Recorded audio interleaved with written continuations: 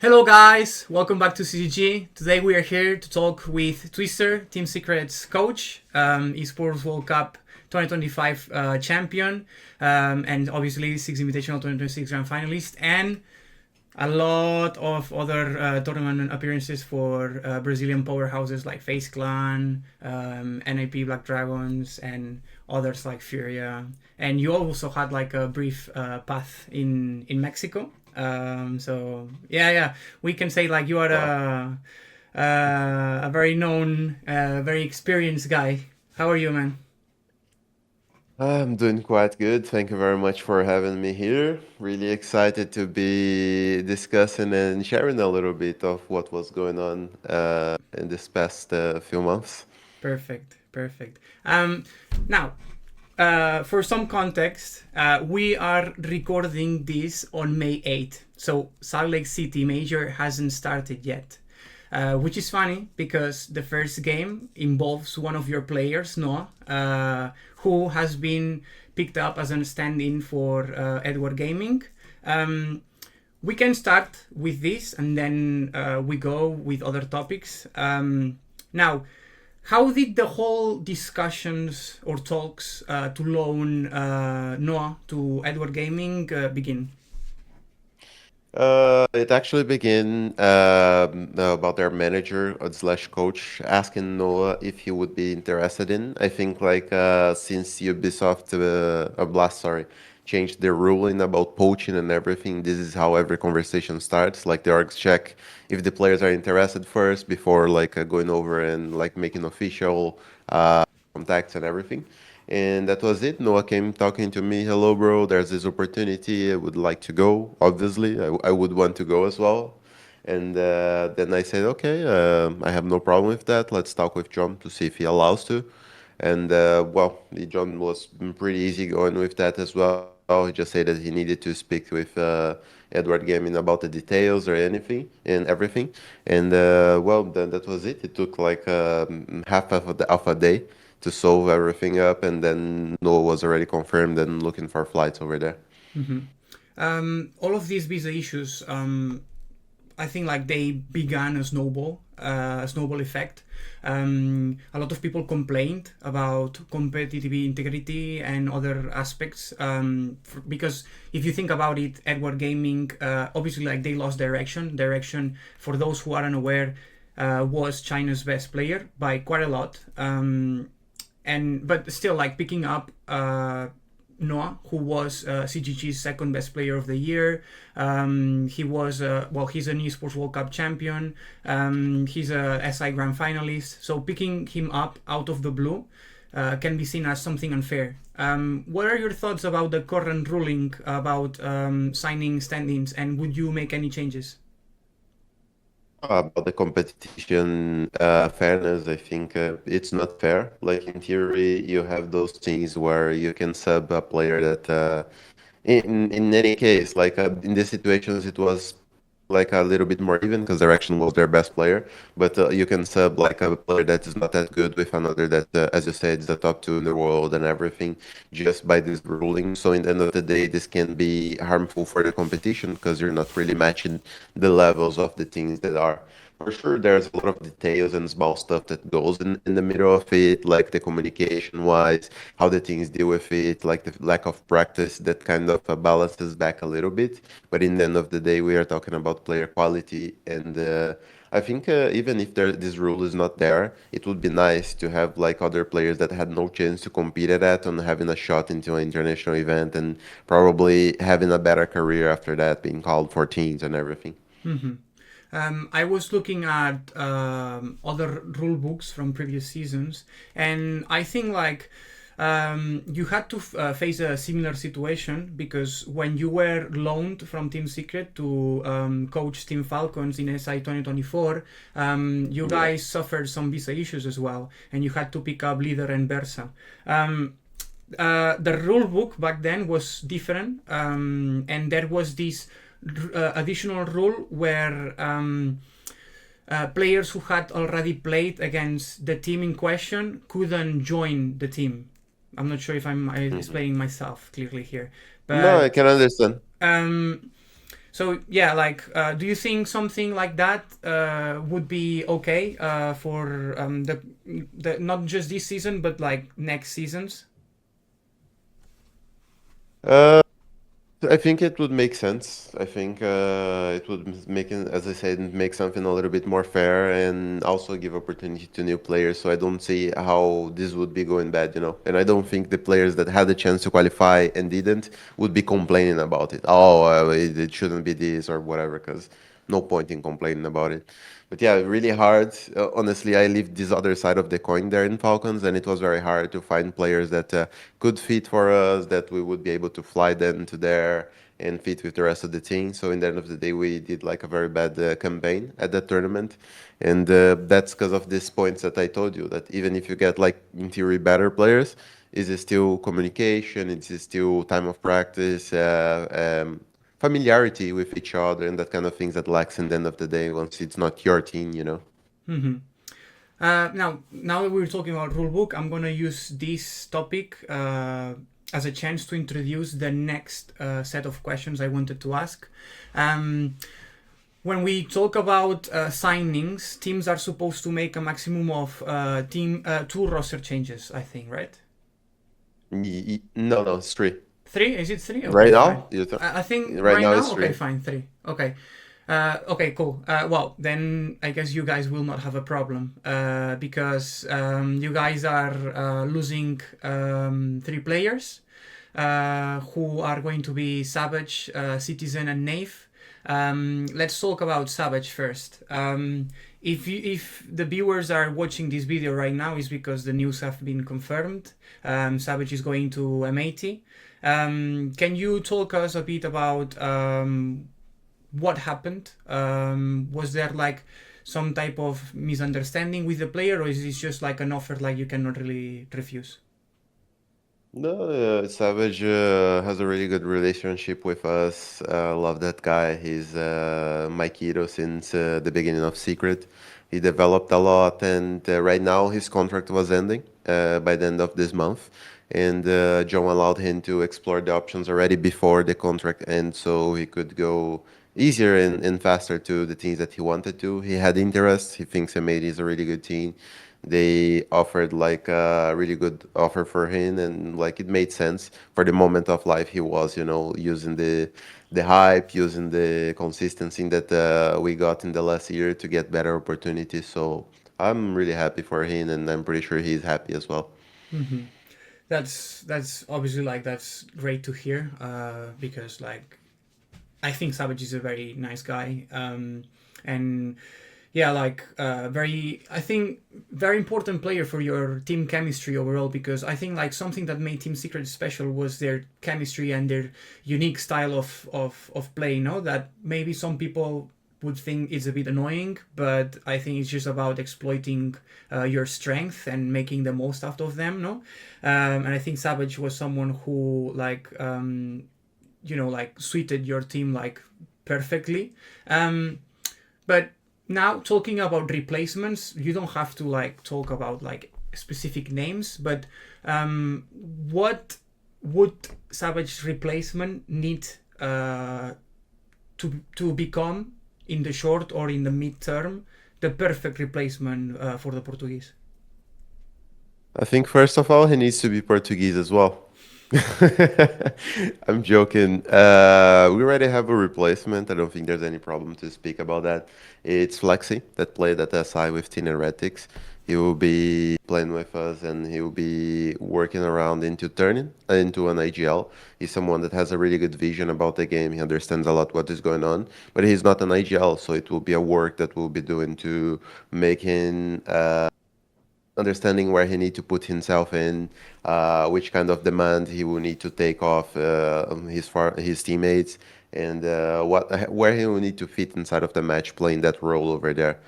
And I think it will be good because he's very young, he's very open-headed, and willing to learn, willing to improve. So it's much more if we'll be able to give like the good environment and how will be like his reactions once we are going for the international matches, like in case of EWC or the pressure matches in EML, you know.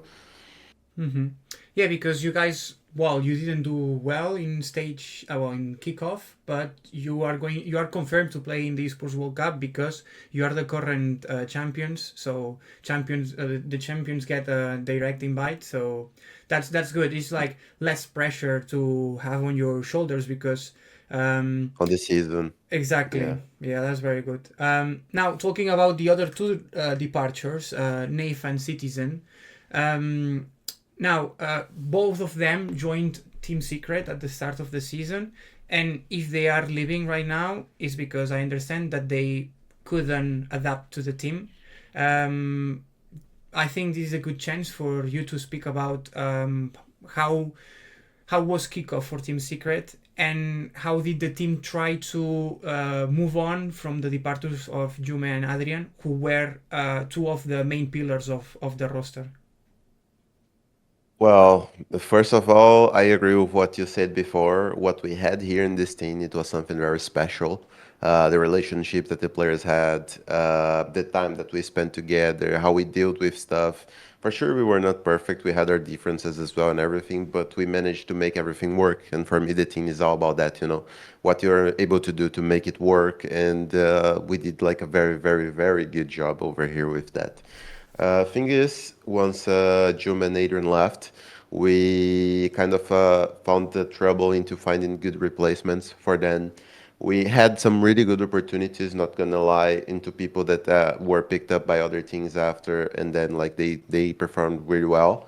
But at the moment, we felt we needed players that could be well, we felt it would be hard to replace Adrian and June one by one.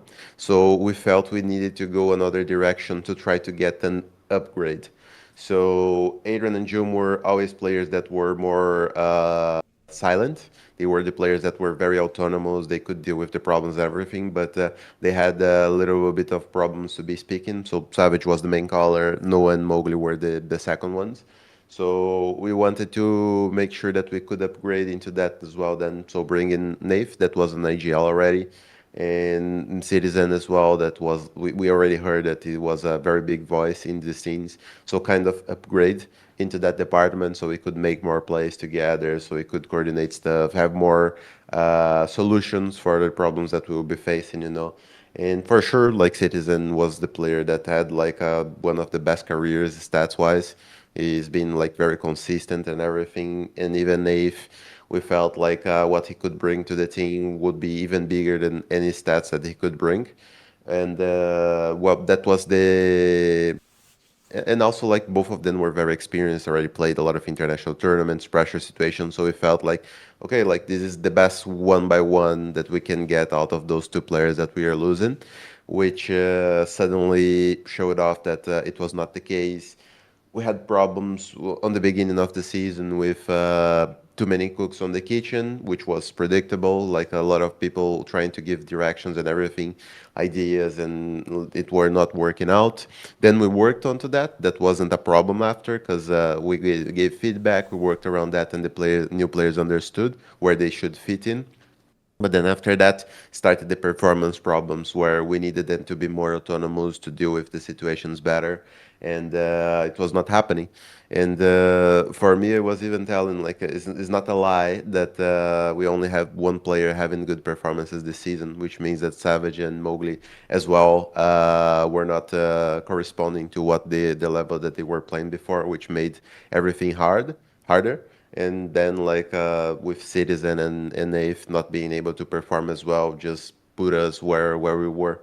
It's very hard to win like good matches once you have like only one or two people playing good. You need at least people like playing good and people that are not doing that many hard mistakes, and it was not something that was happening inside of our matches. Like for me, the Falcons qualification match was just a good example of that we were not being able to react to stuff. We were not being able to do things and everything.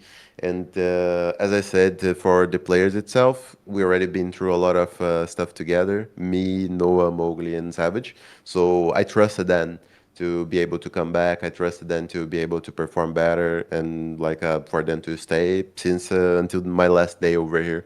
But for the new players, that was not the case. For the new players, we felt like it would be very hard for then show up to the expectations, to show up for the play style that we were having over here. They were finding problems because it's a very different system from Dark Zero.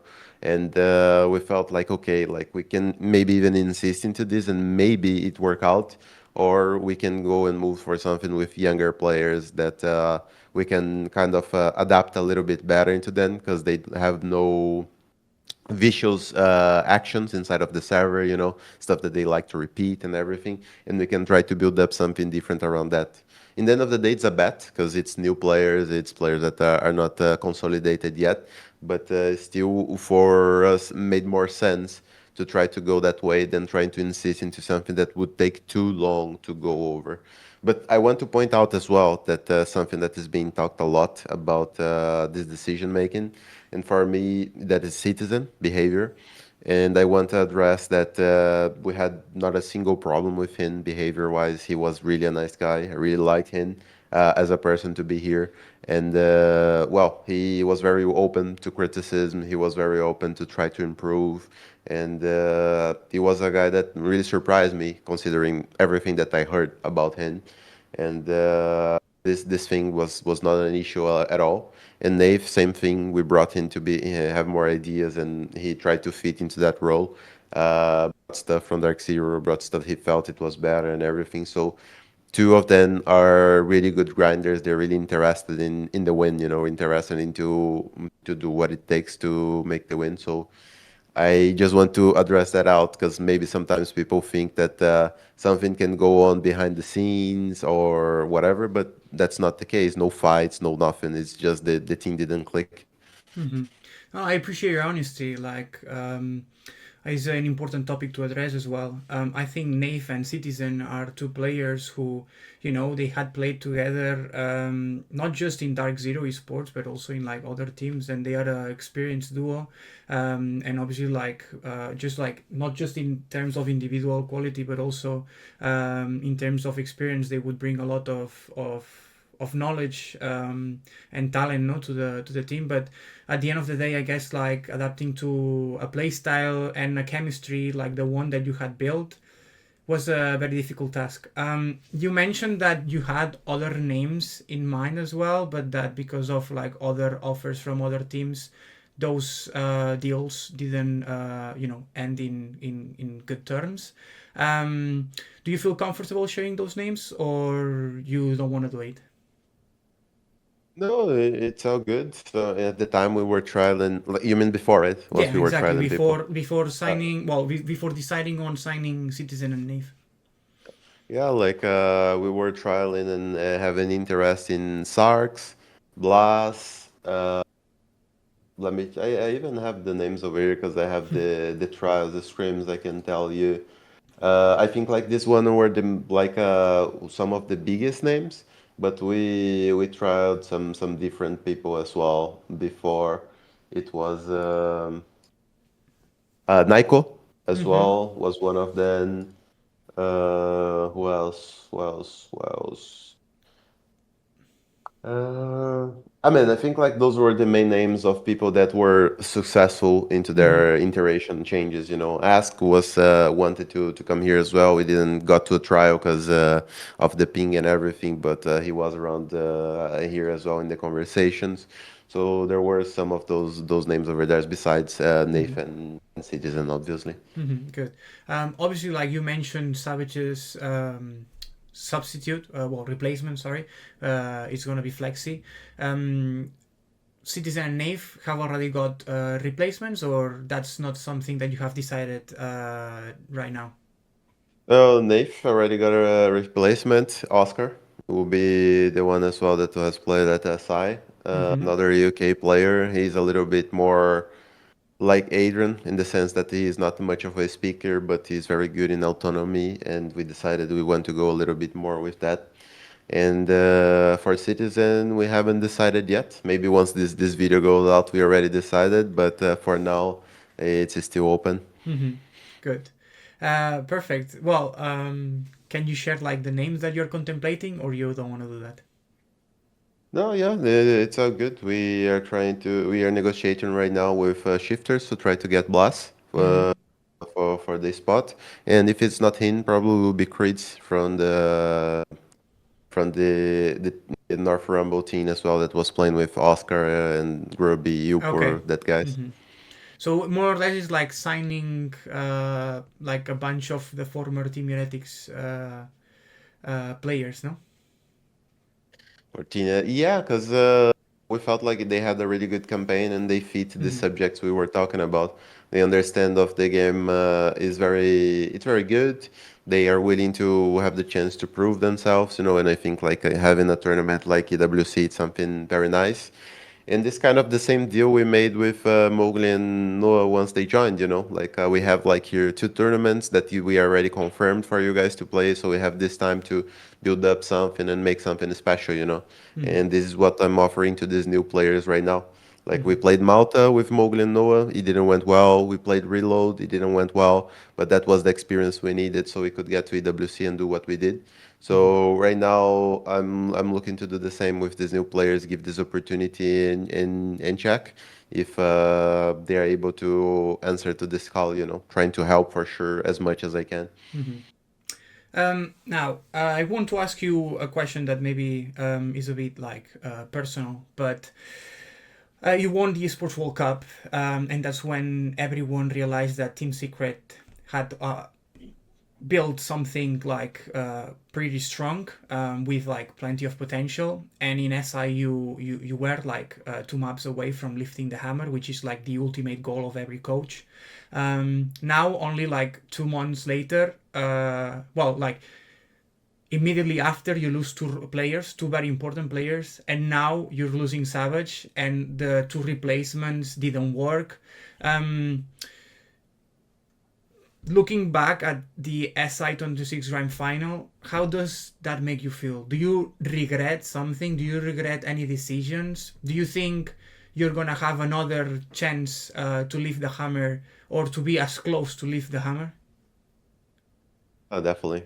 I mean, in the sense of having a chance and being that close, I think that just depends on my work and if I not give up on everything that I do. I think like since the beginning of my career was about resilience and understanding what I could contribute to the teams. The oldest coach of the game right now, like no other coach, was staying active for so long, and the fact that I didn't win anything important for like my first 6, 8 years of career, it's something that already proved how much I wanted to make this work. And this last year for me was very special because I mean, for sure, we just won one title, but for me, being able to get to the SI Grand Final and know that we had the chance to be there, because for me, if you get to the SI Grand Final, it means that you're capable of winning. Both of the teams are capable of winning, and also for Munich Major, like we lost to the champions at the time on a very tight 2-1.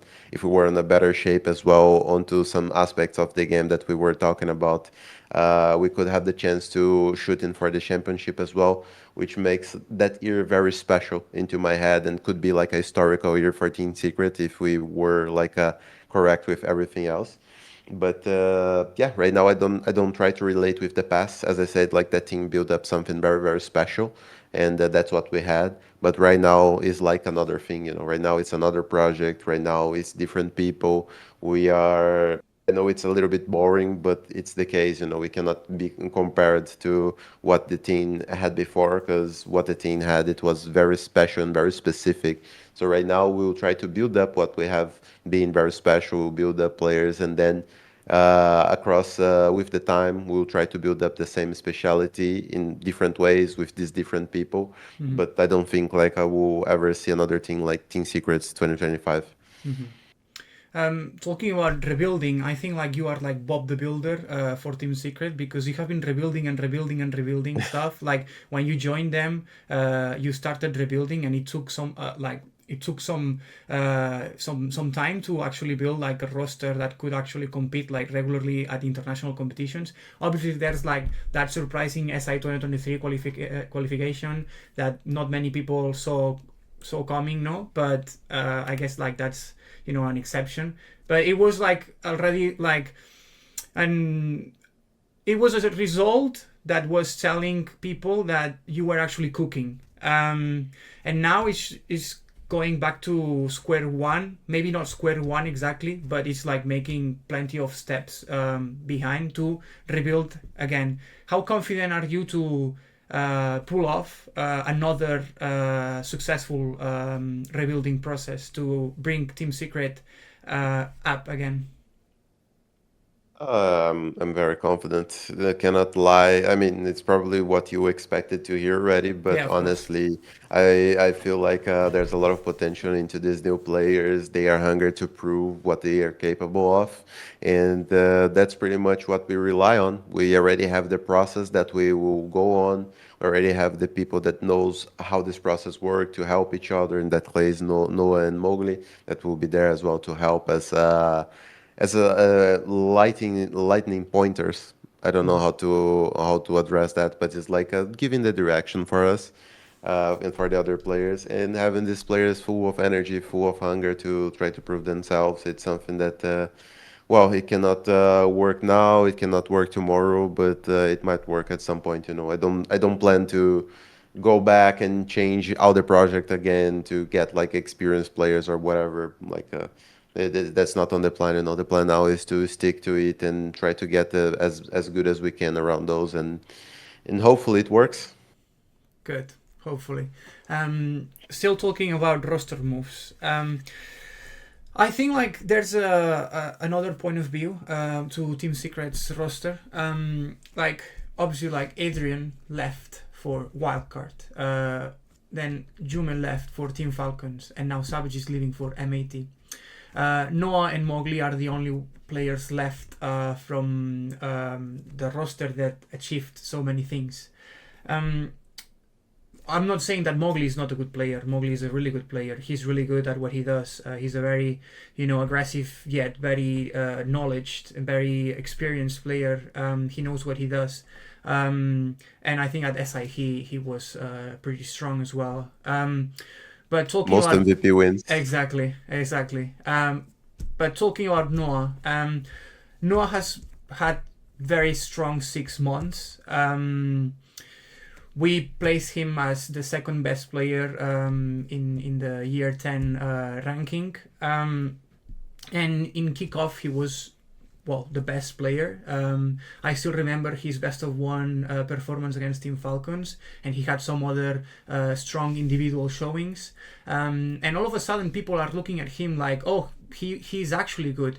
I think like Noah was, like people would be like, oh, like Yume would steal the show, no? And now that Noah was like, left there, like he had, like people have been actually paying attention to his work. Are you afraid of like maybe Noah being another member who ends up leaving? I'm not saying like him leaving on his own, but maybe another team coming and buying him or whatever, because it has happened in the past. So yeah, like, do you think you could go back to square one, or you don't really think about these things because like you cannot control the future? But is it in your mind? I think just answering your question now, I think like the whole point about Jum and Adrian leaving, it was their contract ending, and then same thing with Savage right now with his contract ending, and well, at least until at a certain point of the next year, they will still he and Mowgli will still have their contracts. So it's something that will only happen if another team is willing to pay the buyout and all the negotiation things. So, and even with that, if he's happy, if it's something that he wants to go, I wouldn't be upset or worried or anything. I would work my things in here as I'm doing right now, and would make sure that a brother for me, which is Noah, would have in the best that he deserves. Mm-hmm. But Of course. I think like there's another point of your question that is good to talk about is that the teams don't win championships or go to the grand finals or everything out of one person. That's what I think it's very interesting to see that because people spoke a lot about Jum, which he was outstanding player, very impactful, and one of the greatest, into my opinion. He's that guy that you don't know how he just makes stuff happens. But in the other hand, You also had Savage, that was one of the smartest players into the game, that was able to call everything up, find solutions, and making sure that everything happens. And also, like a very impactful kills, smart kills inside of the game. You had Noah, as you could see as well, that was already that guy. He was the EVP of basically every single tournament. If he went further in Munich, he would be an EVP as well. I'm pretty sure. And he was always there, and people just did not see that because of those highlights or anything.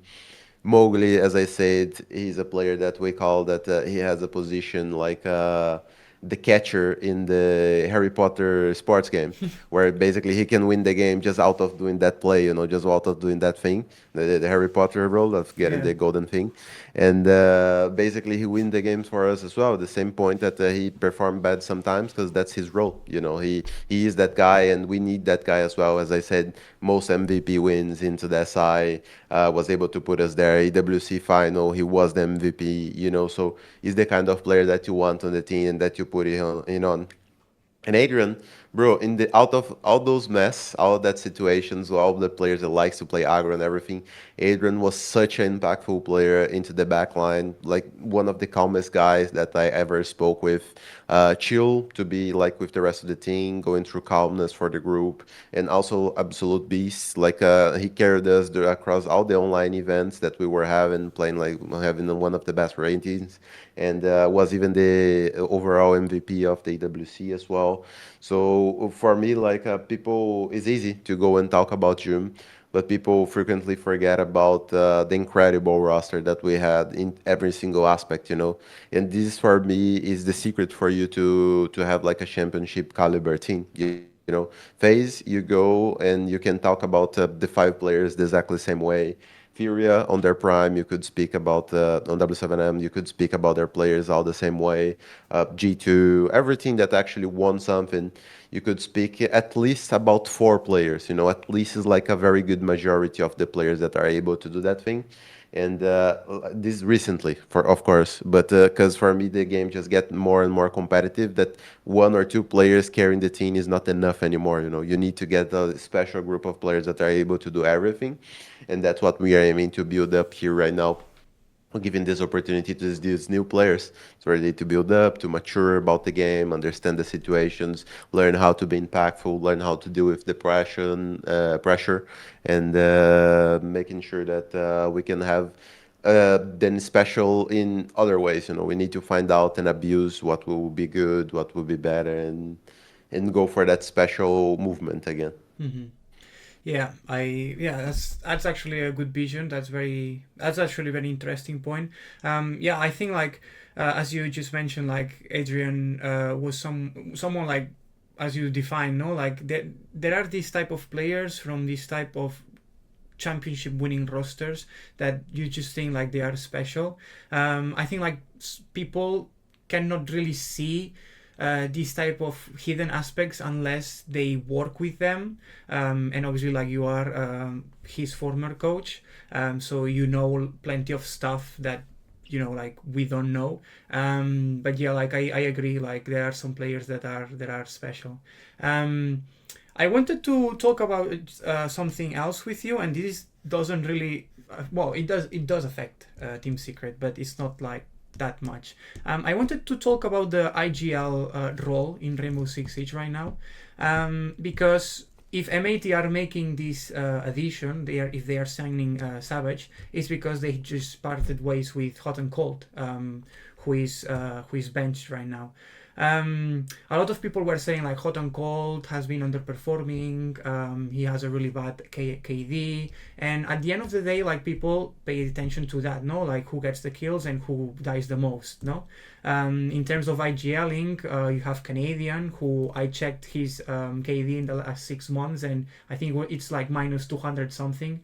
And back then, like you had Fisho Guy in Enterprise Esports. I mean, an IGL usually or Bride, they are IGLs who are not known for like getting the kills because there are other players in the team who get them. But we have seen like some players, some like more support players actually like getting those numbers right now. And some people were bringing the example of Beta King in South America, who had a very good kickoff. I'm not saying like all IGLs should be like Beta King getting like those numbers, 3 clutches against Team Liquid, or like I think he got a 2.40 something rating against like I don't remember right now who, but he was individually speaking really really strong, which is not something that we see in IGL. So my question here is, do you think IGLs are in a situation where they should start fragging a little bit more or more than in the past? Definitely. I think for me this all started already a few years ago, Mm-hmm. and with the competitive level high enough, you cannot afford to have someone that will only be there to just be fragging. I mean, you can have successful rosters that have that. For example, with not successful, but they qualified for the major, which is Shopify, for example. But I don't think they'll do like a deep run or like get into the grand final or the win because you need all the 5 players to be there to be doing it because other teams will have those 5 players. So these teams will be in advantage than yours. And unless like you have someone, 2 players dropping 20 bombs each, and then like so they can cover for that guy, which is something that it won't happen every single time, you know. I think like I saw a print, for example, of Ambi dropping like literally 20 kills once Canadian had like one in the other Yeah. hand over there. And it will get harder and harder for these teams to compete for championships once you have players like this because the level is rising above. You know, once some team is being able to have 5 players that can frag, can be impactful, can do those stuff, the team that have 4, that have 3 will have their lives way harder. It's Mm-hmm. how math would work, you know. Mm-hmm. And still is able to happen, still is able to do, but it just decreased the chances a lot, you know. Mm-hmm. So that's what we are aiming for around here as well, and that's what most part of the teams will be doing. Vopes as well. It's an IGL that frags a lot. Like fuck, it's an IGL that frags a lot. In well, Alemal before he was an IGL that fragged a lot. Lately, he's been a little bit washed. Yeah, Carl, he's been a bit washed. Yeah. And but even Savage, you know, in the best seasons, you could see like he was not like the player that would be top fragging every time. But you go and watch the SI the SI games, and we have like a playoffs top 4 match against W7M, where Savage just destroyed the first map by himself, you know, and the rest of the team just sit there looking at it and seeing the IGL destroying it, just so like the capacity that he has as a player, you know. So I Mm-hmm. think like if you want to build up championship rosters, you cannot only rely into that anymore. Oh no, that's okay. This guy will be there. He will be like doing his thing, and he will be calling, and then that's it. Because there will be like another team in the other side that will have like an IGL that can do that as well, and it will be very impactful for his team. Mm-hmm. Like in esports, nothing is like guaranteed, nothing is 100%, but there are definitely stuff that increase your chances, you know. And for me, this is one of those. Mm-hmm. Yeah, yeah, again, I completely agree. I was going to bring another example. While you were talking, I thought about it. Philippox was the MVP for us, SiegeGG, in Reload, the championship that Furia won with the roster, and he's the IGL, and he actually got those numbers. I think like back then, in fact, during year 10, I think like Furia had some problem with the entries. And Philippox like stepped up in Reload. In the Esports World Cup, that was not the case, even though they finished in third place. But yeah, it's something that we have to pay attention. As you said, like it's been cooking for the last few years, but this is something that I think like a lot of people are paying attention to right now, especially with the case of Hot and Cold being benched. So yeah, like players like Alemão or whatever, they will have to they have to unwash themselves, no? I guess. But yeah, like in any other game, the meta or like the game itself evolves, and yeah, it is just how it is. Times change, so yeah, it's the magic, no? Like you have to adapt, you have to find new recipes to cook better teams, better results, and I guess is the magic. I wanted to also discuss with you because you are Brazilian, and I'm sure like is something like we can talk with you. Team Liquid Alienware are not going to be in Salt Lake City, and obviously like a lot of expectations were put around Team Liquid. Um, uh, yeah, like what are your thoughts about Team Liquid during the first stage? Should well during kickoff, should fans worry about it or not really? Like in my opinion, I think like the kickoff format was made so upsets would happen inevitably. But yeah, like some people are just saying like they are washed, but I just think it's just like part of the process. Can you like explain your opinion? I think people are very extreme Yeah, I about those agree. stuff, you Mm-hmm. know. Like you can tell that maybe that team that is on CNL right now that won like 4 rounds is washed. You cannot say a team that was first in their group, played like a 2-1 match against NIP, a 2-1 match against FaZe is washed. Like it's crazy. They're definitely a good team. They did what they did for a reason, you know, and I think like they are in adaptation phase right now. And I think like for sure they have stuff to work on as everyone does. But what makes the team special is to feel that they are able to do stuff and actually do it. Because even on the past, Furia was able to do that miracles rounds that were able to bring it back the situations and everything Mm-hmm. like W7M, and that was made then special as well, despite like all the strategic work and everything. And I don't think the strategic work changed. So I don't think like Igor and Abreu changed that much into that. It's just about the level of the players that are not being able to pull out some rounds that they did in the past, and this is damaging the final result, you know. And this is has to be about performance peaks. This has about to be with adaptation of a new player. This has to be about a lot of different factors that we cannot control, you know. So it's not like the thing is bad, they don't know what to do anymore or whatever. No, I think the direction remains the same and everything is just a matter of time for them to find their performance peak again and be competing because this happens to everything and everything that is on the top, they need that as well to be on the top, you know. Mm-hmm. One of the reasons why I brought this topic right now is because I think like we live in a complete different generation of viewers, and I think like that also affects the players themselves. Not what the viewers think about them, but like how things work nowadays. Because we are used to like things having to work as quickly as possible. And when we talk about a team like yours, who have been making changes recently, you cannot expect the changes to work instantly. And sometimes the changes are not the right fit, and you have to, start from scratch again. Do you think players pressure themselves a lot based on organization expectations, or like having to make things work as quick as possible? Or yeah, do you think like players are mature enough, or this is not a problem? I think like lately, once we are talking about a competitive year of 4 tournaments in a row, 4 tournaments only, you cannot afford to be missing many of those. So if you're doing changes, if you're making sure that you're getting people to be upgrades or side grades or whatever, you need to, and you want the results as soon as possible, because otherwise you will be missing one event and then 2 events, and then like half of the year is gone already, basically, you know, which for esports, like a competitive year is like a, I don't know, like a 2, 3, 4 years for a traditional sport, into my opinion, because you have like a lot of championships into that same year, but I don't know how to say that. It just feels different, you know. Esports just feels very faster paced than the traditional sports. And well, I think it's natural for the players, for the coaches, and even for the orgs to want those results really fast.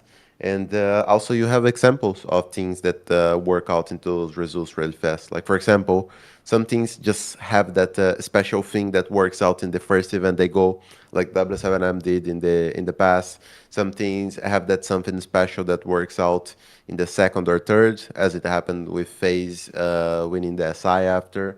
Some things have it only like in 1 or 2 years, but you probably will never see those things achieve that because 1 or 2 years is too much. So I think like in the end of the day, we always been that need of this fast-paced results.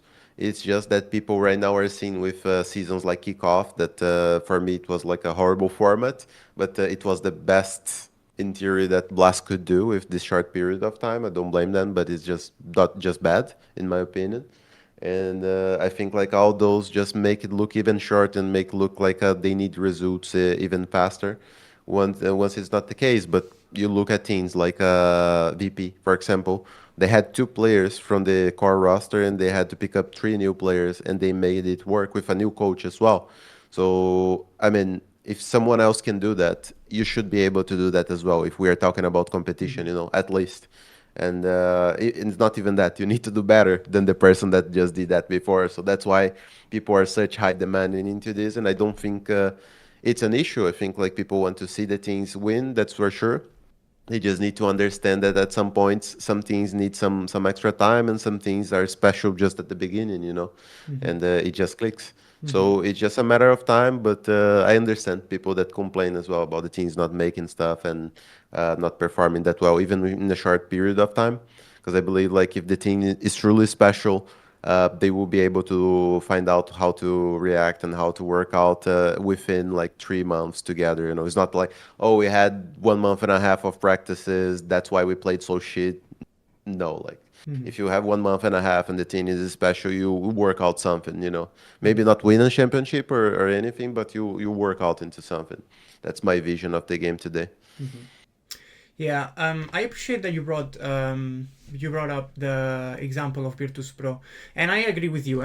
But I think like Virtus Pro's case is a bit special because they were in a boot camp, and that makes a big difference, especially if you bring up you bring in so many different players because they brought like the former Genji sports duo, and then they also brought Rorik from Geeky, and Dark from Fear X. But still, like they managed. Well, they had a bootcamp. They met. They went through like experiences, and they could. I think that makes it slightly easier, or even very like or way easier than what like your situation. So although I appreciate the comparison, I think it's a bit unfair to a certain point.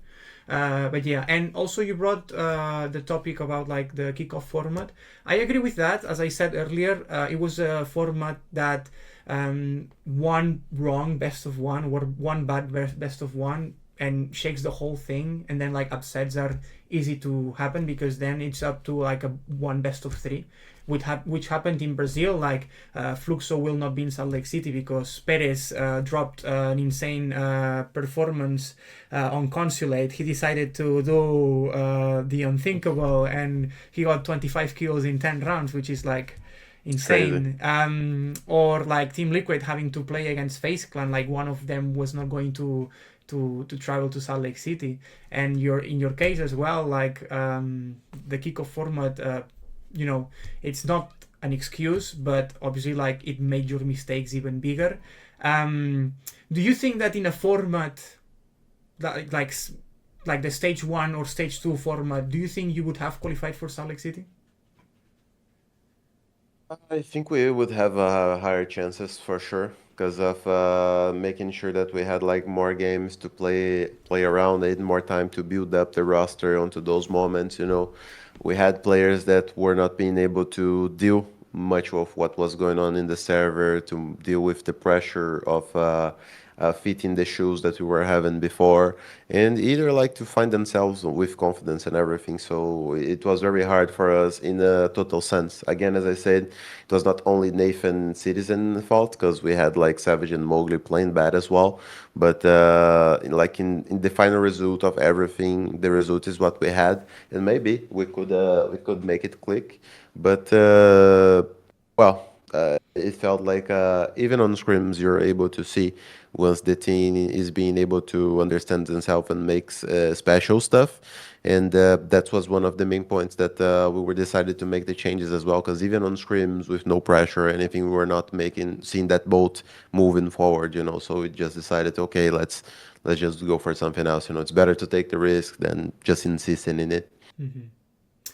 Yeah. Now moving to another topic, I wanted to talk about was um, obviously like you don't have to give a lot of details because like you could still be involved in some way, but the Esports Nations Cup is one of the most important topics now because like the coaches were announced not long ago, and we have Igor representing Brazil, and we have other Brazilian coaches representing other nations like Greece, Indonesia, and other regions. But I didn't see your name, and I was a bit surprised.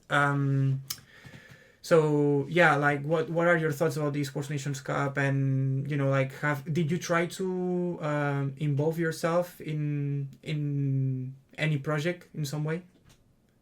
Oh, from the beginning, there was like a small reduction of options over there. I was involved into this reduction of options, which I think it was fair because of the year that we had. But I was expecting Rafael to be the one that would be picked up because of winning the main tournament of the year, that's for sure. But it was something that I really wanted to make it happen and to be involved. Even like as the assistant coach, we even spoke with each other so we could work together over there and everything. And we were even making jokes about that during the SI, say no.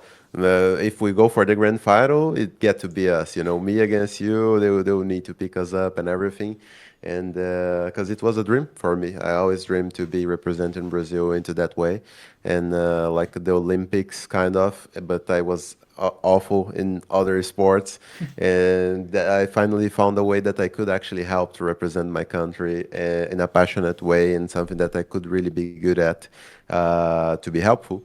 But unfortunately, I was not chose to go for it, which was fine for me. But even with that, I tried to involve myself with the project, saying that I would like to help anyways and everything. But they decided that they didn't want to go into that way, and that they, even if they would have extra people on the staff or anything, so it was better to not count on that Mm. for anything for the future. So I mean, I still think it will be a very nice event, so I wanted to be involved somehow. My main dream would be like in Brazil, that's why I refused some other teams that came to me asking for it. And then after that, I just came to another nation as well that, I think at this point, it's okay to speak. It's China. But at the moment that we are speaking, is not confirmed yet, either that I will be coach or either if they will be participating. So I don't know how it will be on, but if it does happen, I will be very happy to at least participate in a tournament that mix up stuff a little bit, just to Mhm. not we see the same things at the same way. It will be interesting to see the the integrity, the interaction of the different rosters, different players from different teams. It will be very nice. Yeah, time to learn Chinese, but like as they say, Exactly. no. But I mean, honestly, like being the coach of China, it would be like insane because right now with the new region and you have like exciting players from All Gamers or like Direction from Midward Gaming and other players that have been getting some interesting results recently. It's honestly like thrilling to have that opportunity. So yeah, hopefully it Yeah. works out for you and it's not on your hands. And it's a shame that you cannot represent the Canariña, the Verde Amarela, but maybe in It the happened. future there's another. There are more editions. There will be more editions. Well, apparently, no. Next one is Yeah. in two Maybe years. maybe next time I win a SI, then I cannot complain about it. But you No, have to win even it though twice. You have to win it is twice. that no, but even though Even Rafa though, don't yeah, won it sure. twice and he was not chose, so Well, then you have to win maybe majors as well. yeah, the two majors and SI, then I go. And you have already won something in Riyadh, so like you were the perfect match. So you had the experience of winning something in Riyadh. So, but well, sometimes things don't work the way you want. Hmm. It is how it is. So yeah. To wrap things up, as I said earlier, this is being recorded on May 8th. Salt Lake City hasn't started yet. So I wanted to just say, who do we think will win Salt Lake City? So then when we publish this, video, people can see how wrong we were. Do you want to start or I start? Uh, I can start. Okay, go on. I mean, I think as always, the champion will be between Europe and South America, which means Brazil, basically. I don't think Mm. NA will make it. I don't think APAC will make it. I don't think China will make it right now. I see very good potential in China, but not to win their first event or anything.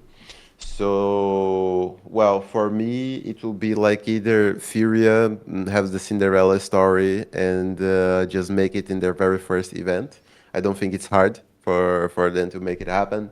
FaZe Clan, like going and flowing over after their win into SI, maybe. Falcons finally click somehow with June and are able to finally get it up their major, or G2 with Shaiko Revenge through trying to show that they are able to make it happen. Like for me, there are other like good teams for sure. Los and IP, I really like how they play and how they do stuff, but I don't think they're in this level yet. Twisted Minds and Virtus Pro, same thing. I think like they have something special over there that can be worked on, but Twisted Mind will even play with a sub, so not don't think it's happening. And VP, I think like they are a little bit dependent on their system right now, and it feels like to go for the deep runs and everything, you need those players that are able to adapt properly and everything. So maybe I can be wrong, but I wouldn't put them up there. And then for NA, well, wild card that are the best international team for NA, they will have to play with a sub as well.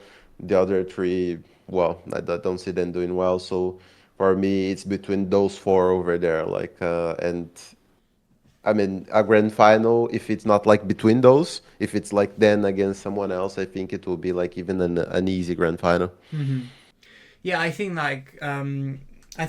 it's a major that's gonna be easy to guess. Like, I don't think there will be many upsets. I think like Weibo will reach the playoffs. I think they will break that Probably. 2-3 course because like with the absences of M80 or Fluxo, Team Liquid, Team Secret as well, like the year 10 Team Secret. I mean, you guys were their kryptonite actually because you eliminated them from the Esports World Cup, They from are free now. Paris. They are free now, like they are free. So yeah, I agree with you. I think like the four main favorites are G2, FaZe Clan, Team Falcons, and Furia, not necessarily in this order. And then I also see like North American as the weakest region of the main three regions, no? Like Europe and South America fighting for the trophy and North America there.